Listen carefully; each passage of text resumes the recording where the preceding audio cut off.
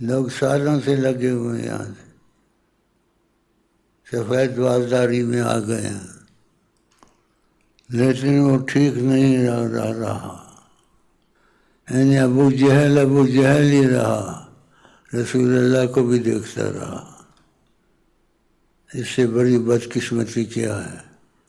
ابو جہل ہی رہا وہ آخر تک، ابو لہب ہی رہا، ابو بکر صدیق ہی رہے۔ نام میں سچائی تھی، اندر بھی سچائی تھی، اور اتنا شرف خدا نے بخشا ابو بکر صدیق کو، ان کے پیچھے نمازیں پڑھی رسول اللہ نے۔ جن کے پیچھے رسول اللہ نمازیں پڑھے ان کو گالیاں دینی چاہیے۔ اور صحابہ بھائی تھے آپس میں، اگر اختلاف ان کا آپس میں ہوا تو کوئی بات نہیں، رسول اللہ سے اختلاف تو نہیں تھا کسی کا، کسی صحابی کا ایک کا بھی اختلاف نہیں تھا رسول اللہ سے، ان کا آپس میں تھا۔ اب علی افضل ہیں، وہ افضل ہیں، وہ افضل ہیں، سب کو کیا پڑی ہے وہ افضل ہیں؟ رسول اللہ سے اختلاف نہیں تھا تو ختم بات۔ آقا جی سے اختلاف کسی کا نہیں تھا۔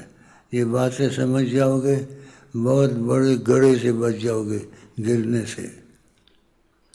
پھر وہ حدیثیں لائیں گے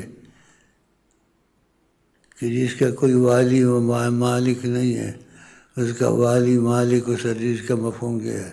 حضرت علی ہیں۔ یہ کہہ لیا ہے، اوروں کو بھی بنا لو، کیا ہے؟ جس کو رسول اللہ نے کہا وہ خاص اشارہ ہے۔ تو ان چیزوں میں نہیں پڑھنا چاہیے، یہ ختم نہیں ہوں گی، یہ بڑھیں گی، اور اس میں تمہارا جو ہے نا بہت نقصان ہوگا۔ کون سا نقصان؟ محبت کا، خدا کا اور نبی کا محبت کا نقصان ہوگا، بہت دور چلے جاؤ گے، خدا سے بھی دور، نبی سے بھی دور۔